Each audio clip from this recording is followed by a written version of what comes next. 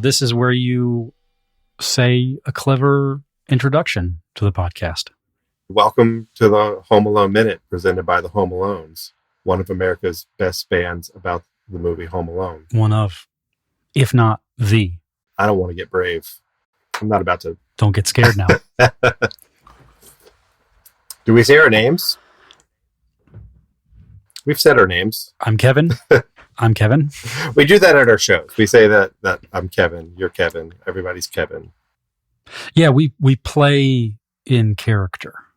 That's sort of borrowed from Harry and the Potters, right? The band that does songs about Harry Potter. Playing with them really showed us how amateur we were. Yeah, absolutely.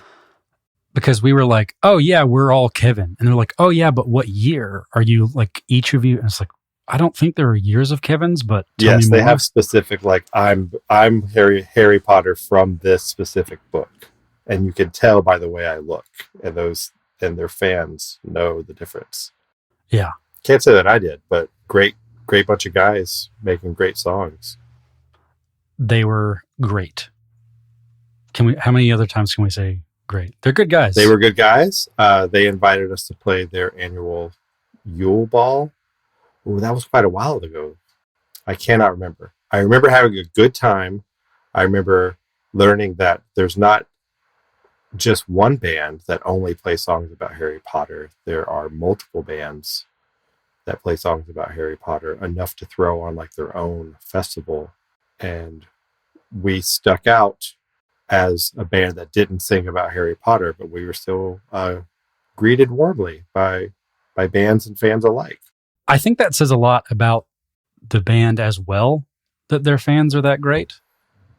Yeah, they generate a vibe of good tidings and warm, fuzzy feelings.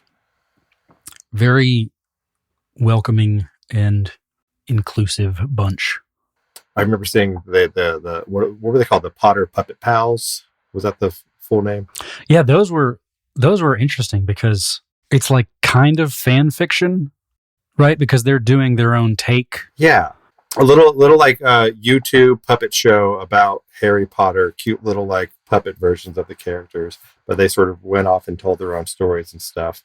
And it wasn't until I got home and started talking to some of my like high school students that I learned that the Potter Puppet Piles were a big deal. Like people knew them and they were pretty famous, at least in the Harry Potter nerd world. That's the beauty of the internet. That's it. That's all the internet's ever done for us. That's it. That and Google Docs. Pretty good. I like Google Docs. I don't appreciate Google Docs enough. Like when I wake up in the morning, I should be giving more gratitude towards Google Docs, but I've just gotten very comfortable with it. So I take it for granted. I create a new Google Doc every night before I go to bed. I open up the Google Docs and I open up Create New, and I make a size 20 font, all caps, hit the caps lock, and I just say thank you. And what does it auto title it? Thank you. If you hit the title button, yeah. Is that Google's way of saying thank you back? It'd be great if I clicked up there and it said you're welcome. Anytime, Sonny. Or it just said no, thank you. For all of this data that we're stealing from you.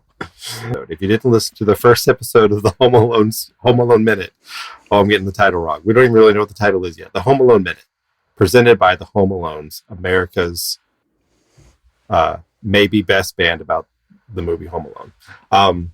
One of America's top Home Alone bands. We've got some John Williams music. We have the complete logo created by unsung hero of episode 1, Cal Cooper. The lights on, the background has sort of faded to black. We sort of get the logo in all of its glory. We get the underline. It's just beautiful. I think we gushed about the logo enough last episode, but we get that. Yeah, because the underline can like also be a street. Yes. It's so good. The little like tilted lowercase e at the end for the alone e. Everything about it is perfect. I feel bad because we also talked a lot about John Williams in the first episode, but this is where his name shows up. That's the power of music. That his name didn't even need to be mentioned. That's true. But yes, this is where he gets credit. So let's just role reverse. Let's give him no credit this episode because we gave him so much last episode. Yeah, he's great. Real quick, like we mentioned some of them. Favorite non-Home Alone related John Williams piece of music. What would you go with? So I have my left brain and my right brain. You get to pick one. I'm going to give you one. Jurassic Wars. That's okay. Let's see what you did. I'll allow it. No, you know what? I'll not be indecisive here. I'll say Star Wars. Every theme is perfect. Leia's theme is perfect. The Imperial March is perfect. Look, we'll get dragged for all the people who will say, like, it was this other German composer that he stole from to do. Okay, fine. Were any of those composers making music for Star Wars? Fair. You know what I really like is the Indiana Jones theme. Underrated one is probably Superman. You don't think of it. Because we usually lump him in with like the Steven Spielberg stuff mostly. Right. But there he is hanging out with Superman. It's doing a great job. But for a guy to do 77, knock it out of the park, and then 97, knock it out of the park, pun intended, that's wild to me. Yeah, so he's the greatest. He's the greatest. You're right. We don't need to talk about John Williams anymore. I think he knows. He knows. Gets it. I can't remember if we're at establishing shot territory yet, where we get the house with the Christmas lights on. The music shifts. We get into Oscar-nominated song somewhere in my memory, the John Williams tune. I can't remember if that happens before or after we see what I'm going to quickly. I don't think it's premature though.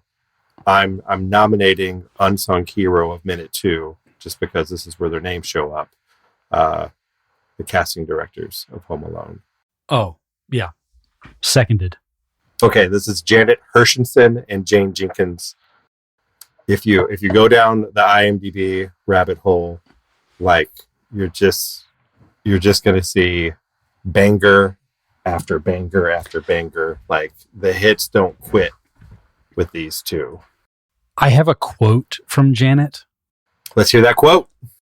A director is like a jewelry artist, and a casting director simply supplies the stones. Love it. Love it. Planes, Trains, and Automobiles. She's having a baby. So she's got like, they've got some John Hughes stuff. But Beetlejuice, more Catherine O'Hara, Willow, When Harry Met Sally, Parenthood, Ghost, Jurassic Park. Yeah, anything that John Williams scored that was worth listening to. Jurassic Park, Harry Potter. So you made the point that a lot of the crew, a lot of the players on this movie are sort of like newly established or just making the way. But I think these two are an example of like heavy hitter all stars doing what they do, crushing it. Right. Yeah, the editor, production designer, director of photography, basically the folks that come right after this in the credits, those are the ones who had basically worked on Heartbreak Hotel, and I think that was where that's where Chris Columbus found all of them, right? Yeah, something like that. Or that's where John Hughes and that little ecosystem that was creating itself at that time. It is fun to sort of like dig through these credits and sort of see how insular this process of making movies. Like you just want to work with the people you've worked with before. You just want to go to the people who you know are easy to work with or are going to do a good job for you, because you start seeing the same names over and over when you start looking at the credits. A lot of these people kept working on the same movies with each other. John Hughes has sort of like, a network of people that he goes back to over and over. So does Chris Columbus. Which absolutely makes sense, because if you know people in Hollywood, they'll tell you that to get anything made, is a miracle. Like, so many things have to happen and have to be right. Not just the obvious operational things like scheduling and budgets and things like that, but just so many things have to happen timing wise. It has to hit in the zeitgeist, blah, blah, blah, blah, blah, blah. All these things have to happen. So the variables that you can control, it's like, why not bring in a sure thing? You got to feel bad for the aspiring casting directors, right? Like, I see this list, and basically Janet Hershenson and Jane Jenkins cast everything. Yeah, anything that's good. And you got to know that there's 50 Janet and Janes trying to knock on the door saying like, hey, I could cast your movie. And John Hughes and Chris Columbus are like, we got it. We got our people. We're good. Selfish of them, maybe. But also, they seem like the greatest. They're my favorite casting directors of all time. I can't name a third casting director. Why would you? There's no point. There's no need. No. So just because this is where their name comes up, and because later on in this minute is the first time that we see the whole family, all of their work. Like it is kind of cool. We see Janet Hershenson and Jane Jenkins' names, and then we see the product of all of their casting. We see this house just silly with people all over the place, and every one of them was an artistic decision, right? And a business decision, and lots of negotiating, and like this like perfect chemistry and scheduling and all that stuff. It seems like a really daunting job, and like all, 15, 18 of them or so are on display, like in this first, opening of the film. So I'm gonna call them heroes of minute 2. Yep. Janet and Jane, for sure. Which means that now we have a bunch of also rans, lesser heroes of minute 2, and all these other people that show up. There's Mark Radcliffe, EP. Not a lot of work outside of this before Home Alone. I did notice that his daughters are credited as cousins, and for the life of me, as many times as I watched minute 2, like I'm not sure. There are some sort of like unrecognized figures sort of like roaming about. I think they kind of like filled this opening scene up with a few more people on top of like the ones that you just see at the dinner table and all around and on the plane and stuff. I didn't notice that. Everyone I saw in this minute, I feel like I knew. And maybe we're getting ahead of ourselves because we haven't really talked about the establishing shot. I did notice something. Please. And I'll do a bit of a role reversal here, and I'll do some trivia for you. This is going to go poorly because I don't have the sharp eye that you do. When we go from the title card into the establishing shot, seeing 671 Lincoln Boulevard, the fictitious version of 671 Lincoln Avenue, is the garage open or closed? Ooh. Okay, so I'm seeing it's at like sort of an angle. We don't get like the Wes Anderson like front facing shot. It's sort of at an angle. It's tilted. The white Christmas lights are on. Right, and the garage is sort of to the left. Behind it, we see what in real life is 696 Prospect Avenue on the other side. On Google Maps. Yes. But that garage... Their cars are still here. They didn't go to the airport. But is it open at night? You know what? I'm flipping a coin here. I'm going to go with that. It's open. It's open. That's some continuity. Who's our line producer making sure that garage is open? Not credited until the post credits sequence. Well, when we get to those, man, we're gonna clap it up. Whew. For whoever that is. Again, one of the many variables that makes the movie great is I know, and we will probably do some nitpicking, right? We'll probably do some like, this doesn't make any sense. This is silly. But for the most part, one of the reasons that I love this movie is that like it all makes sense. It all flows in a natural, seamless way where circumstance and plot and theme all just sort of like merge together beautifully. And it's like those little things that the garage is already open and they're going to forget to close the garage. It's going to make him be confused. It's the reason that he thinks he made his family disappear and doesn't just call the airport. It's what Peter thought was the thing they were forgetting. Yeah. I forgot to close the garage. That's it. And then Kate immediately goes, no. Which is a nice sort of sub-theme. I think you and I are of a demographic that appreciates Kevin's journey in this movie. I got to think that my mom felt differently watching this movie. Right? Like the power of a mother's love. The I'll stop at nothing to make sure that my kid's okay. That stuff is moving along beautifully in Catherine O'Hara's sections of the movie and getting developed alongside Kevin's journey. What's nice about it is like she's not learning any lessons. It's just how she responds naturally, right? It's not a hokey sitcom kind of thing where she's a little mean to Kevin, which I guess we'll get to later. But it's not like she needs to redeem herself. She just loves her kid. Well, you love that, and you also love a woman who has a child. Because one of the things that we do when we become fathers is we learn to appreciate a mother's intuition. Oh, yeah. Because we are so analytical, and we've done the research, and we've seen, we've heard, we've watched, we know. But they know in a very different way that we will just never know. And a mother's intuition is something that you come to appreciate and trust more and more. So that quick realization that no, it's not the garage, like that lends itself to a very real truth that you and I, as people who love a mother, have seen now. Where how do you know that that's what the kid needs? Because it's magic. Like you have that, you have magic that I do not have inside of me. Yeah, I will just never have that.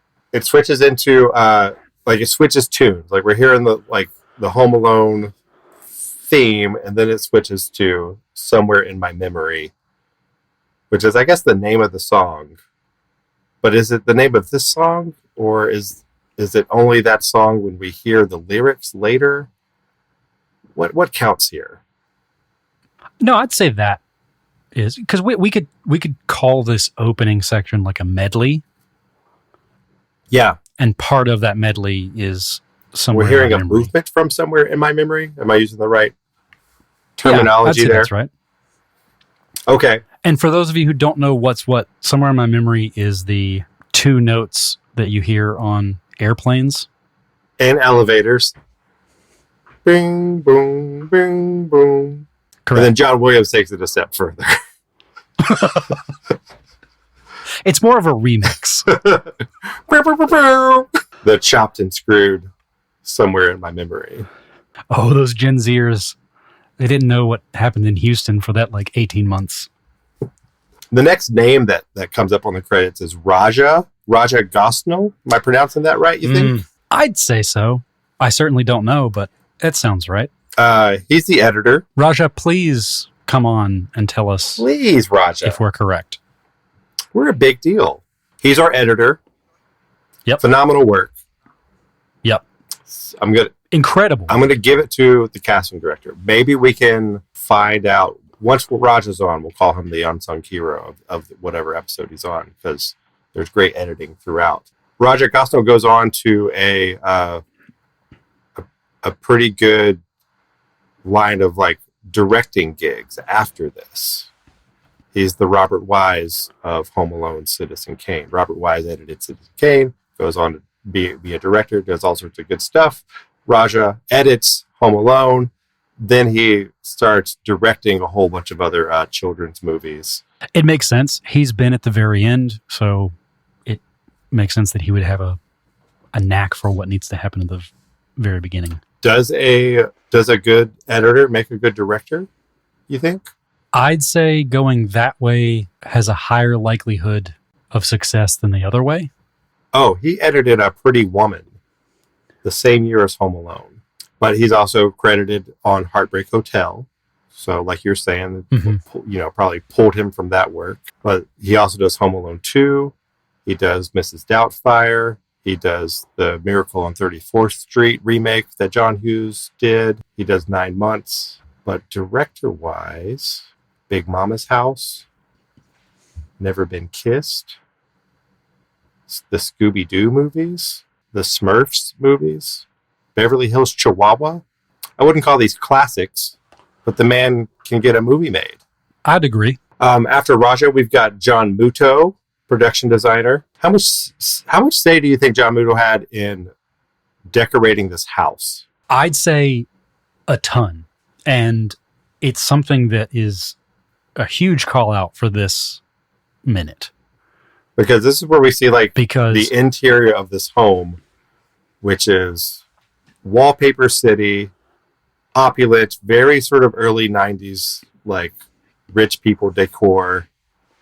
There's framed pictures everywhere. There's art. There's those weird sort of like column-y looking things by the door. This is very much my mom's. Yeah, marble tables with This poinsettias. is the way my mom decorated a house, but we didn't have money. This is the way that your mom attempted to decorate. Yeah. This was the goal, maybe not what ended up actually happening. Very, very like one of the people, like you said, kind of broke, was doing Heartbreak Hotel, moved on to Home Alone. Nothing huge before that.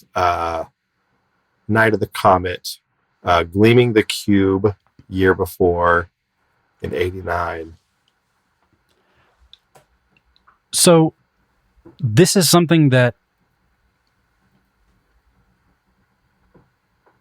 can't be unseen. So I'll give everyone a bit of a glass shattering moment here. Find anything in this house, not just decor, but permanent parts, furniture, wallpaper. Find anything that's not red or green. It's true. This house is Christmased up. Like permanent. Yeah. That's what I'm saying. The wallpaper of the house. It's a Christmas house. The art is red and green. The chairs, the couches, they are red or green. Everything in this house. Very intentional, right? Because it seeps it, although unnatural, right? No house actually makes those choices. But that's where like you got to give it to John here, because it doesn't feel unnatural. Because if I didn't point that out, you might not think about it. But you feel it, right? Yes. And I think that's the difference between people who just know a craft and people who like have it built into them and are experts in their field, is that they can make you feel it. And this feels like a Christmas movie because of those little details, right? That you're not really picking up right on. You don't walk out of this movie saying like, all the wallpaper's red and green. That's stupid.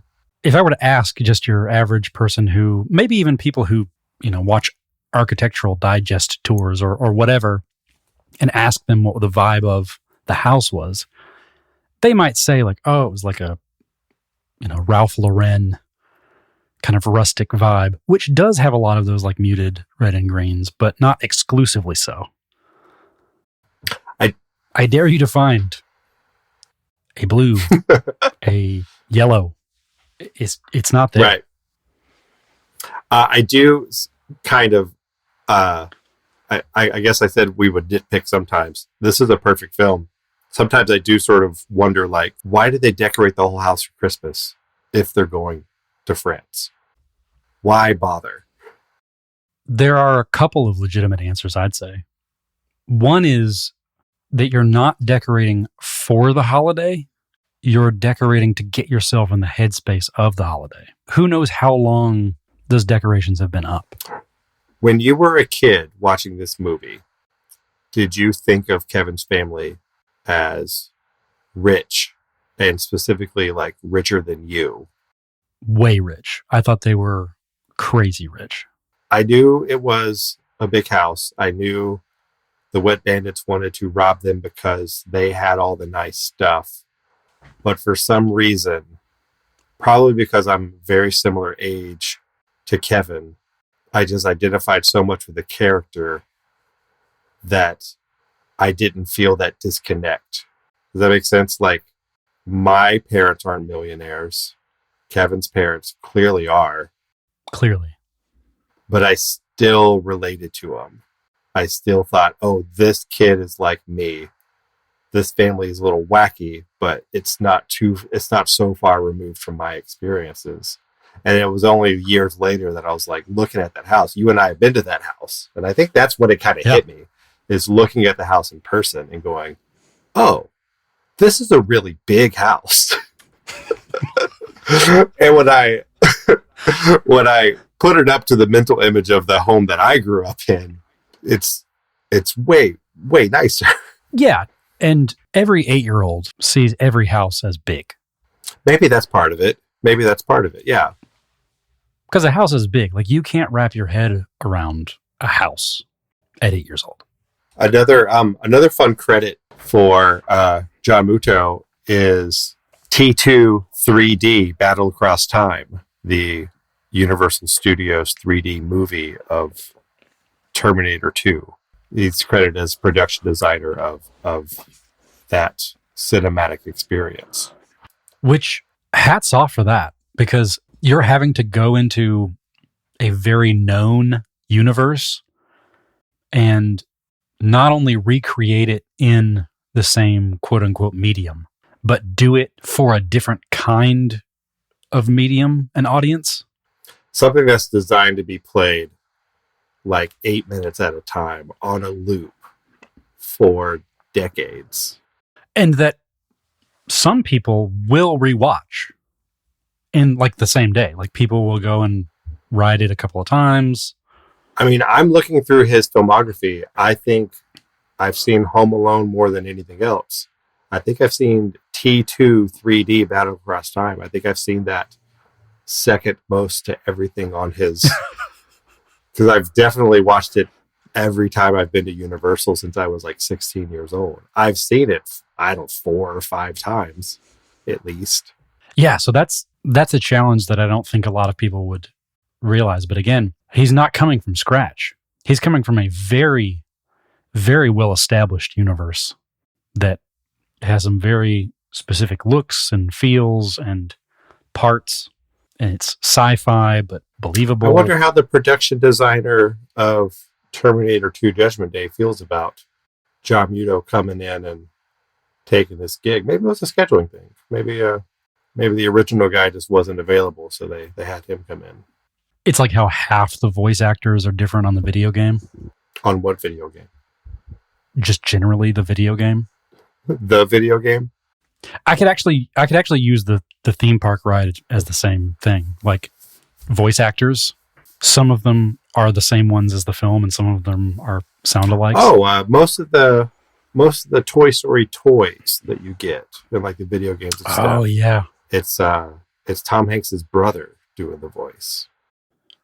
He sounds Dom Hanks. I forget what his name is, but he sounds enough like Tom Hanks to be able to pull that off. So that's a nice little paycheck for him, and Tom Hanks doesn't have to sit down and, record all the lines for the CD-ROM that my little brother played on a loop, played for hours at a time for 5 full years. Next, yeah, you probably heard his brother more than him. No, I've watched a lot of Toy Story. I have a 2.5-year-old. We celebrate the quadrilogy quite a bit around here. Fair. Next on the list is director of photography. Yep. Julio Macat. Yeah. Again, Julio, come on the podcast. Tell us how to pronounce your name. I've seen some interviews with him, and he's so cool. Like, he seems like a director of photography. He's mostly, you know what I mean? He's mostly credited with music videos before this. So he's like he sees things. like you see that guy walking around with his hands in the rectangle shape, letterbox. Yeah. But he doesn't do that because he's too cool to do that. he just sees it. He sees that kind of silhouette around images. He's like, ooh. He's interrupting dinner with his wife a lot. Going like, hold on, honey. And he's got to stand on a chair and look at something from a certain angle for a while. Pretty common sort of trajectory for people to go from like music videos to working on movies. It seems like music videos, especially of this era, right, are like sort of a proving ground for a lot of director. David Fincher got his start in music videos, right, before moving on to movies. Well, and back and forth too. Like there are people who went from cinema to music videos because the 90s into the 2000s, like huge budgets for music videos. People were buying islands and stuff. Like it became a legitimate art form. And maybe because of Julio. Do you think he's the trendsetter? Is he the first? This is a deeper dive than I'm prepared to go into, but I wonder who is sort of like the first guy to sort of graduate on a level of notoriety. Like David Fincher is the name that comes to my mind, right? Like he's doing 9 Inch Nails videos, and then he jumps into like Alien 3 and 7 and that stuff, right? I wonder who else that maybe we don't know because they are just directors of photography. They are like sort of like those uncredited people. MTV didn't say that Julio Macat was the director of photography. Like that's not listed in the little white text that shows up in the corner before a video, right? You're kind of asking two questions though. Let's say that's the funnel and the proving ground, like you say. There are people who are doing music videos and then graduate to doing film, but it doesn't say anything about the quality of those music videos before. Like, did we have a film director who was just doing music videos to start? You know what I'm saying? I think so. Like, there are people who are doing music videos the way that they think that they should do music videos and then graduate to film. And then there's someone like you say, David Fincher, and maybe Julio's the same, they're doing film in the context of music videos before they do. They're already doing movie quality work just in the medium of a music video. And it doesn't take long for game to recognize game and for them to move swiftly up into I gotta think it's a bigger paycheck to direct Alien 3 than a 9 Inch Nails video. Yeah, but maybe not a Will Smith video. I'm trying to think of famous Will Smith videos beyond like Men in Black. Welcome to Miami. That doesn't like produce an image in my head. Is that just him and like with the top down, riding around in a car with women? You're gonna edit this out, but I'd love to just really quickly look at the data around this. Okay, the floating Miami set cost $500,000. The cost for that video was $2 million. $2 million for Will Smith's Miami Miami video. Yep. Off the album Big Willie Style. Ooh, Wild Wild West cost $3 million. Wild West. Wiki Wild Wild West. Roll into the... Sorry, I just... Glad we settled that. Will Smith still turning out the big bucks for his music videos, even in 2002, 2001, maybe. Yeah, well, it was right at the turn of the millennium.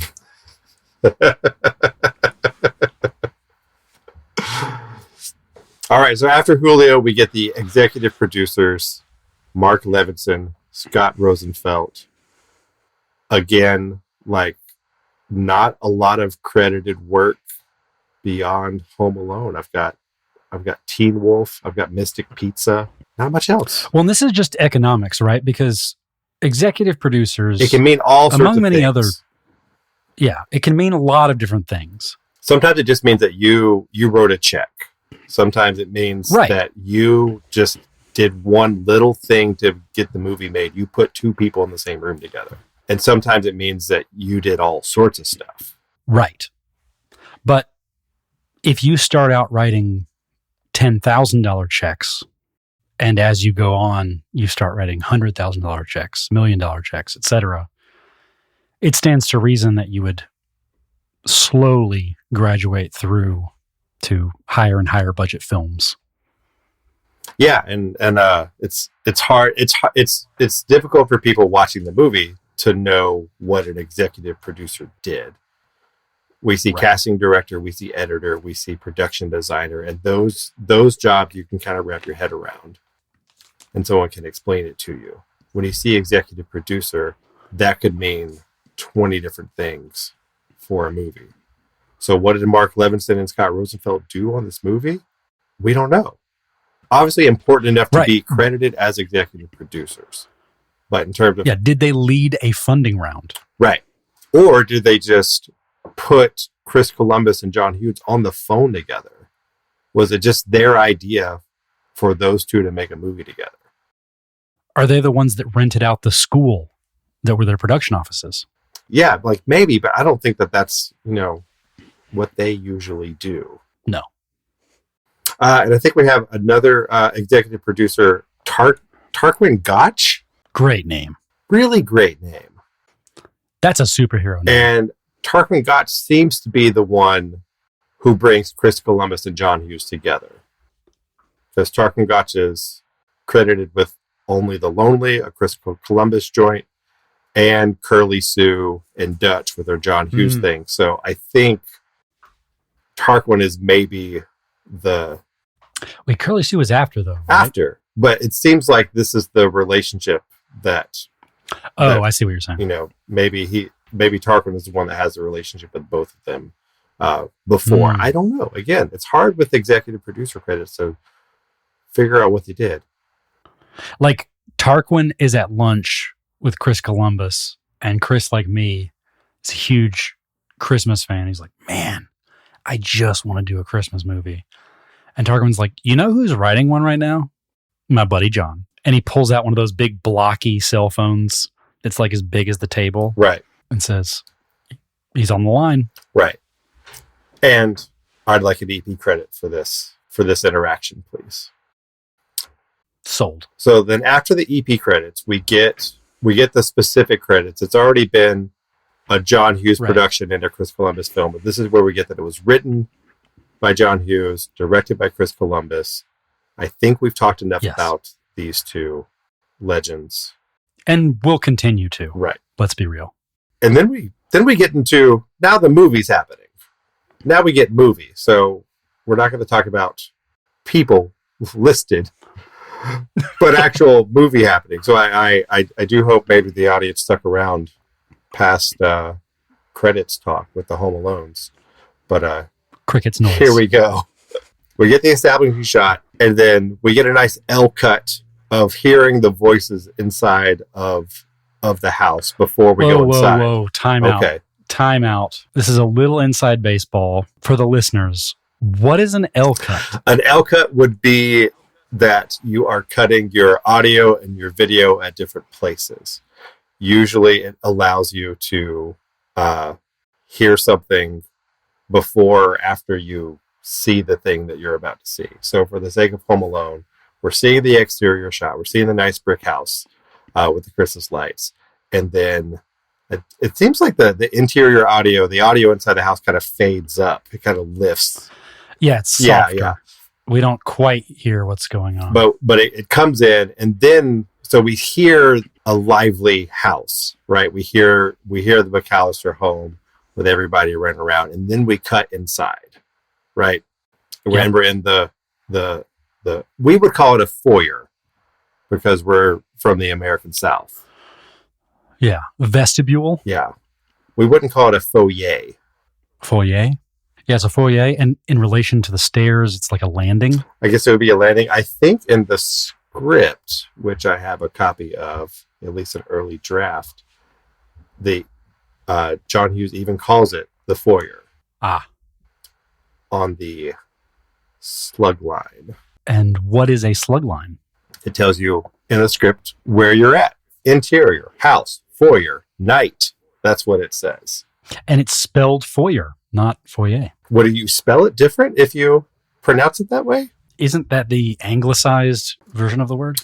Oh, I don't know. Either pronunciation acceptable according to Oxford. Foyer. Foyer.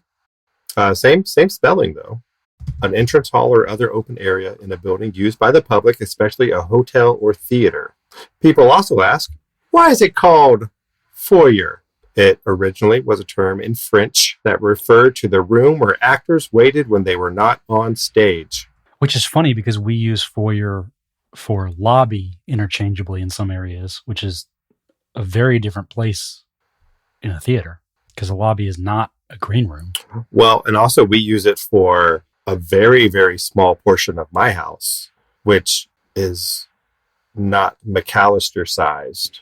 And it seems like, especially the French pronunciation might refer to something that we're seeing when we cut to the inside of this home, because that's one thing that we take in is just how opulent and big this house is, how big this family is. I'll read what the script says because I like it. And what's a fun part of this is seeing some of the differences from, I think I'm looking at the 4th draft. It's dated January 17th, 1990, so pretty late in the game.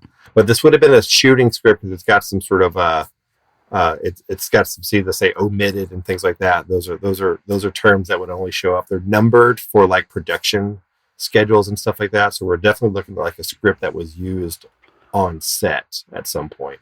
But interior house foyer night, a uniformed police officer is standing here, middle-aged, paunchy.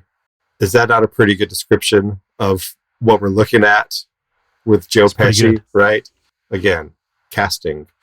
He's standing alone, trying to catch the attention of passing adults and children who cross the foyer, go up and down the stairs and in and out of the house carrying clothing, luggage, toiletries, and wrapped Christmas presents. And then the only line of dialogue that's in the script is, "Excuse me, may I? Is your mother home?" And all of that extra dialogue on top of that is just sort of manufactured on set or developed later. Yeah, the fact that Joe Pesci does like little guy, big fella, but also like what everybody's saying, like that's another, again, it's another detail that I think is all feels so natural. Everything that everybody's saying makes sense. It sounds like that, like stage work, but the mics are on. Leslie's asking them to help make beds in the living room, right? And like Jeff and Fuller, they're like playing pirate swords up and down the stairs. Yeah.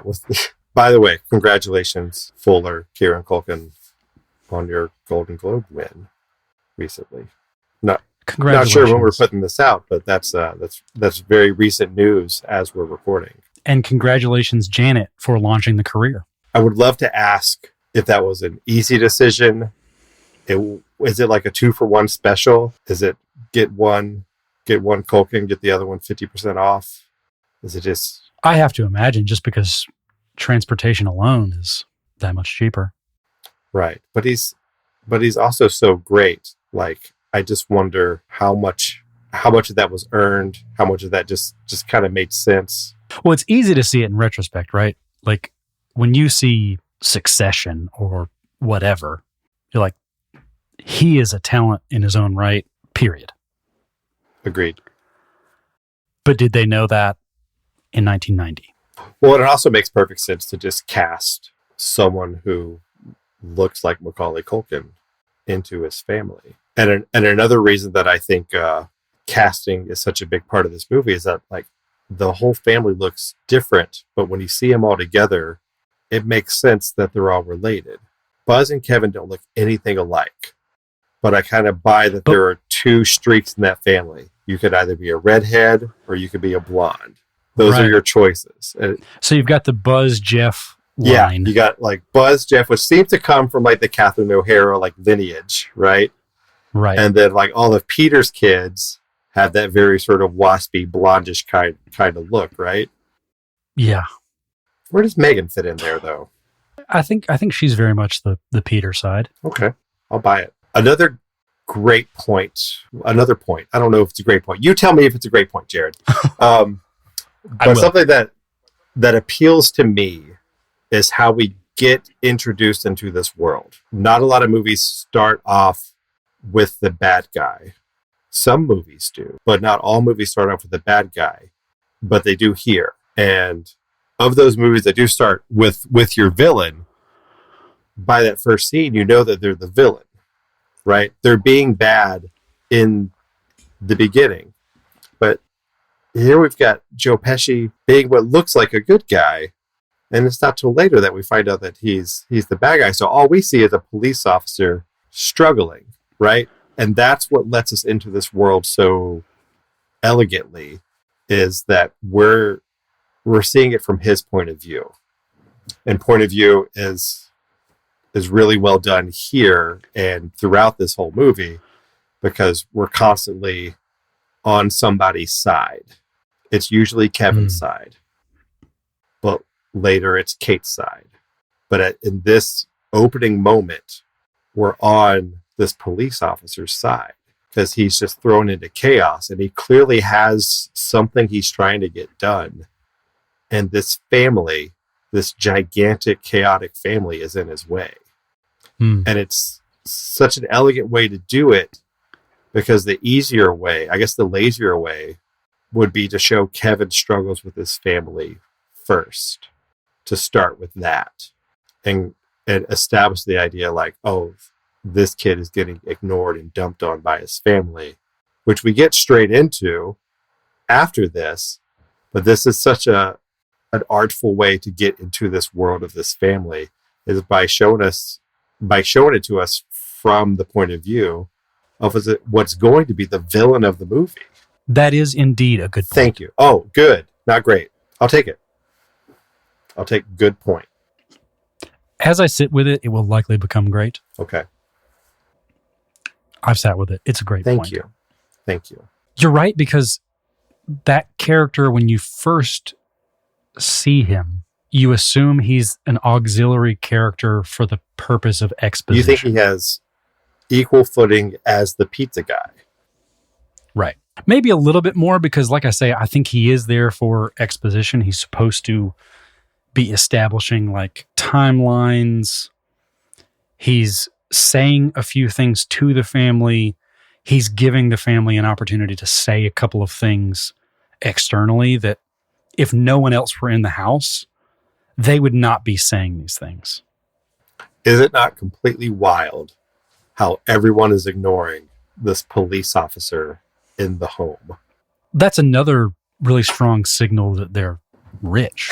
It really does speak to privilege, right? Like, I don't have to give this uniformed officer who's standing inside the home any attention. I could just fly right by him. But that also lends credence to the idea that they absolutely could have left Kevin home alone, right? Everybody else thinks that someone else is going to talk to this cop. Someone else must be talking to this dude, so I'm going to keep on packing. I'm going to have a sword fight with my cousin. Everybody else thinks that someone else will handle this, which is what happens to Kevin too. So prior to it being called Home Alone, it's possible it could have had a working title of Diffusion of Responsibility. It's what leads to our inciting incident, for sure. We see it later in Home Alone 2, Lost in New York, where they pass his bag down. Give this to Kevin. Give this to Kevin. Give this to Kevin. Give this to Kevin. Kevin's not here. Kevin's not here. Kevin's not here. No one's worried that Kevin's not here until we get it back to Kate, right? And it's the same thing going on here. We established that this is what, 6 seconds? And we already know so much about what's happening in this world. Hats off to John and Chris here, because they play this note a couple of different times without it sounding monotonous, because you get it with the cop, you get it with the pizza guy. Like, they are hitting you with it a few ways. Like, no one's paying for the pizza, no one's acknowledging the cop. Like, you get a few different versions of this. I've got to think that they feel redundant. I got to think that John Hughes especially spent so much time making sure that you buy the premise, right? Because if you hear that this is a movie about a kid who gets left, his family goes on vacation without him, your first thought is that would not happen. So he has to do... Right, he's objection handling out of the gate. He has to handle so much to make it where you go, well, yeah, I see how they left him. Look how crazy that house was. That's the best way to write your opening scene for any film. Go pitch the premise to people, and whatever their objections are, your opening scene is just establishing all of that. And answering all the questions that the preview would raise, right? Correct. We established his craziness. Joe Pesci can't get anyone to pay attention to him. And then we cut to a much quieter part of the house in the master bedroom. And Kate McAllister, mom, Catherine O'Hara, she's on the phone, she's packing, and Kevin doesn't come in yet. We only get the first few moments of her getting ready. We settle into this new scene before minute 2 is over. Yeah, more red, more green. Exactly, yeah. We're in a new room. Different wallpaper. But same... Still red, still green. Vibe. Like you're right. With the production design, it really does feel like Kate McAllister decorated this house. And she has an aesthetic. She looks like the house to me. Like she dresses that way. She kind of carries herself that way. Well, the house is a character. Right? Like his name's in the title. Home. And he's there almost alone if it weren't for Kevin. I'm being a little cheeky there, but truly I do think that the house is a character. Well, it does have right? sort of a line when the furnace turns on. It's also Kevin's instrument. I think that's a better Like, way of putting it. At the beginning of the movie, he's not master of this home. He's not master of anything. He's a helpless little child. And then he learns to wield the house. He takes ownership in an effort of to defend it. Yeah. There's a subtle difference in the way that Kate McAllister is portrayed in the way that we see her in the film and what is lined up in the script that we can look at. And I wanted to take a look at that. So we're in the interior master bedroom at night. Kate McAllister is talking on the phone and packing a suitcase. Here are the 2 adjectives she gets. She's handsome and energetic in her early 40s. Jerod, would you call Catherine O'Hara handsome? No. I would call her striking. Maybe elegant. My wife called her the most beautiful person in this movie. Easy. I disagree, but we'll get to that on a later episode. Is it the French desk girl? It is. Yep. I'm sorry. There's no way I can do that. No, she says, I'm sorry. Yeah, that's she's got age on her side. But Catherine O'Hara, of course. Handsome, according to John Hughes, and energetic in her early 40s, still dressed from work, which I didn't think about, but when you look at what she's wearing in the scene, she does look like she's still dressed from work. She has sort of like a professional, businessy kind of look. She has like a coat on. Yeah. Like she just got home or something, right? Yeah. So again, lending that to like, oh, these people really are busy. They're hurried. They're privileged and wealthy, yeah, but they're very hurried. They're new money. Maybe, yeah. Like this might not be generational wealth that they're just sitting on. She's on the phone to earn that money. We get the impression that she works, Peter works, everybody's working here. There's a big difference, I think, between what she says on the phone here in the movie and what's written in the script. Mm-hmm. Okay, so... Well, do you remember what she says? She's clearly talking on the phone with like a friend or a neighbor or something like that, right? Yeah, she's talking about... She says Peter's brother. She doesn't say Frank. Right, she says Peter's brother and his family are here. Oh, it's crazy. So, again, another note. Just like... Things are crazy. And she's acknowledging it, right? She's admitting that it's crazy around here, but she does it in sort of like a fun way. Like, it's nothing we can't handle. It's crazy. And then we hear she sounds like she's saying it to someone who's heard her say that about many other things. It's true. And then I think it's kind of funny how well we can hear the person on the other line. Maybe with the surround sound setup you have at your house. I think the last time I listened to it was with my AirPods in, so maybe maybe I did have it like sort of at close range. And again, but you're right. Maybe a second unsung hero of this minute is the sound editor, because there's a lot going on in the. All of those people running around the house were probably looped in later. I don't know if there's a microphone. Where would you put a mic? Those chops are so wide. I don't know. Great mix, though. You're right. Yeah. And then we hear whoever Kate's talking to say, Trish is going to Montreal. Which is French in its own way. It's true. Like a foyer. State Farm is there. And then Kate says, Montreal. Oh, that's right. Her family's there.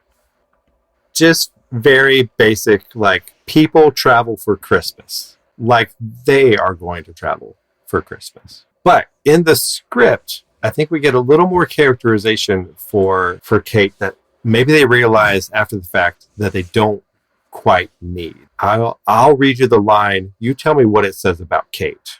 In the script, she says, I don't want any calls. I'm not going to France so I can spend the holidays on the phone. She sounds over it. She sounds over work? Over it. Saying, I don't want any calls. It's also unclear who she's saying that to. So to me, that implies that she's talking to someone from work. I think the only person you would say, I don't want any calls to, is your secretary, your administrative assistant. Your executive business partner. Thank you. You say, I don't want any calls to someone if you have enough status at your job where you have someone who can not forward your calls, who can screen your calls for you. So that shows us that Kate is high status, working woman, high up there. I'm not going to France so I can spend the holidays on the phone. So she's smart enough to disconnect, to unplug, right?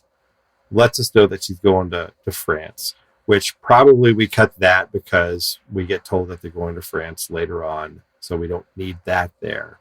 I think it's an interesting choice to remove that characterization from her in the finished product.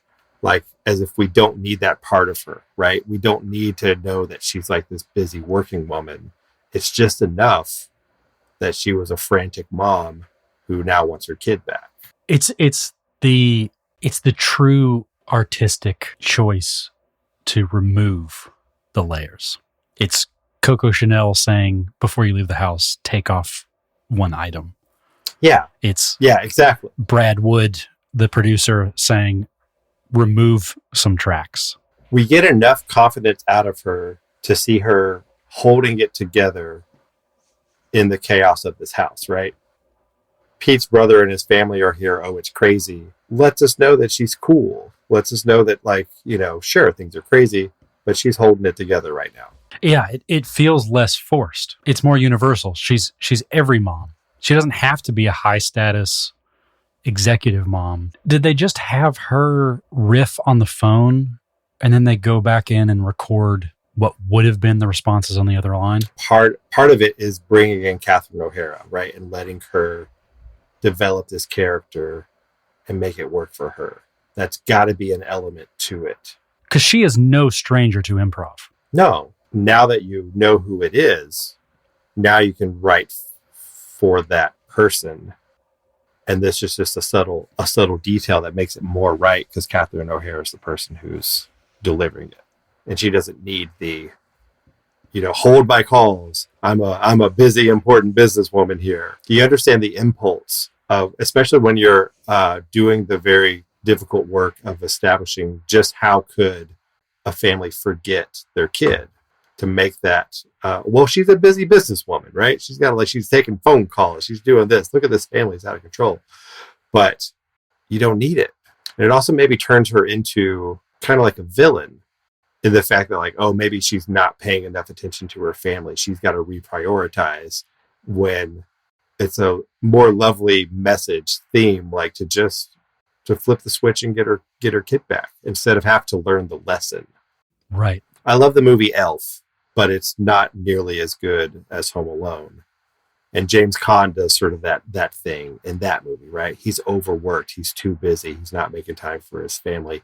They could have easily done that with Kate here. And we would buy it for the logic of the movie world, but it doesn't ring as true. It's not as magical. Well, it became a Christmas movie trope. The woman who goes back to the small town and is like, you forgot the real meaning of Christmas. Yeah. They could have gone that route, but I just thought like sort of like overworked and like not paying attention to your kid. Going back to your earlier point that about the sort of mother's love, mother's intuition, she didn't have to learn a lesson. She was just responding. Right. Which I think is not to say there's no development. It's not there's no character growth for her.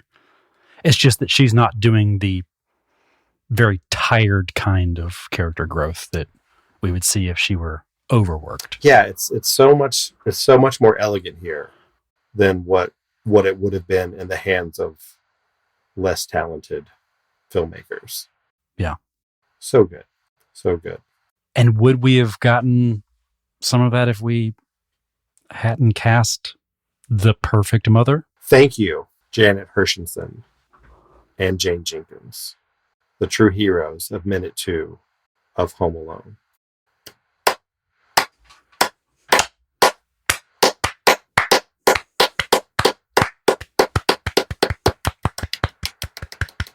Yeah. Who? That's my favorite part of the slow clap is the guy who audibly goes, yeah. the guy who like breaks the cheering barrier. The slow cheer. The slow cheer. Sounds like an emo band from the 90s. Anything else about minute 2 we need a hit on, Jerod? No, I think that's the perfect way to go out is just on the unsung heroes, right? I love just saying that Home Alone is great over and over and over again in slightly different ways. And how many more episodes are we going to say Home Alone is so good? We've got 102 left now. 101? Dalmatians? It's kind of a perpetual motion machine, though, because every one of these minutes reminds you how good it is. So like it doesn't feel tired. We're only 2 minutes in, but I agree that focusing on 2 minutes just makes me appreciate that single minute more. It makes me appreciate everything that's on both sides of it more. Yeah. We're dealing with a really good movie. And we haven't even met Macaulay Culkin yet. Yeah. We've only seen the yin and the yang of Joe Pesci and Catherine O'Hara. I guess they are sort of both, two sides, two opposing forces with Kevin in between them, right? Yeah. And again, it would be really easy to have like that kind of showdown, right? It would be really easy for a lazier, less adept filmmaker to have Kate show up and give the wet bandits a real good whack in the head, just slap them and tell them off because she's changed so much. She's learned and she's not gonna like hit them with a broom as she chases them away. Yeah. You don't touch my boy, and also I'm gonna take a vacation. I've already called the office. That's just not what we do here. It's so good. It's so good. It's so good. We really need a so good count. The listeners at home can keep score of how many times. Take a drink every time these idiots go, that's so good, though. I had a math teacher in 11th grade who said, "Mkay," like Mr. Mackey, like legit like Mr. Mackey on South Park. She said, "Mkay," every time she was explaining stuff. And once I tally marked all the Mkays for a class period, and I think I hit 100 and couldn't do it anymore. We had one that did that. It's in a yearbook. I'll find it because it got documented in the yearbook as there was some like trolly mentions of it that weren't direct. I'm a yearbook advisor. I make yearbooks, and I've been guilty of accidentally letting my staff hurt some teachers' feelings. Well, because you don't know that they're inside jokes. Well, you don't know what they're referencing all the time. And you don't know what they're sensitive about. It's not that they slid something by me, it's that they mentioned something that I was like, oh yeah, that'll roll right off their backs. And it turns out that it doesn't roll right off some people's backs. Some people are kind of sensitive about we all are, right? We're all sensitive. So if you're bringing up that one teacher says the same thing over and over, or one teacher's a little more boring than another, or something like that, that's probably not something that they're proud of. Just cut to them in a dark room. And it says 2023 resolutions, be more engaging. And they're just like, just trying their best. Just trying their best. But they spent all year to be more engaging. And they're like, they're the most boring teacher award. Well, I mean, and speaking of casting, trying to figure out the energies of people and being true to who they are. I mean, that's true for teaching too. I think you have to be honest about what kind of person you are. And the second you try to be inauthentic, the kids smell it on you. So if you are a naturally extroverted, high energy, gregarious kind of person, you can teach effectively that way. And if you're more of an introvert, if you're a little drier, if you're a little more straight to the point, if you're quiet, you can be an effective teacher that way. You got to lean into it. You got to play to your strengths, just like in Home Alone somehow. Be yourself. That's all they're doing, right? Actually, they're pretending to be other people. Yeah. Remember, actors, be yourself. Which cast member of Home Alone do you think is most like the person they're portraying? I have a hard time believing that Uncle Frank is like Uncle Frank in real life. I bet he's a cool dude. To play Uncle Frank that way, that well, you can't be like that. Horrible. If it makes you feel any better. I forgot my reading glasses. So not him. Aunt Leslie? Is Aunt Leslie sort of like that in real life anyway? Or are there like a lot of tattoos underneath that dress? Yeah, she not very school marmy in real life. John Hurt, I think, might be. Yeah, because he kind of has just sort of straight like over the plate dad vibes. Classic American dad vibes. CADVs. Because one thing I have caught myself saying about my son is, what a funny guy. That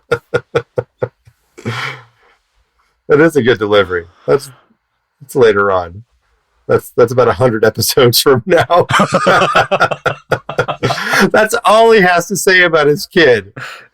That's all he has to say. His kid just spent days all by himself. Just admitted that he went to the grocery store and did shopping. And he just goes, what a funny guy. Huh. Milk, eggs, and fabric softener. But that's my response to anything. I'm just like, what a funny guy.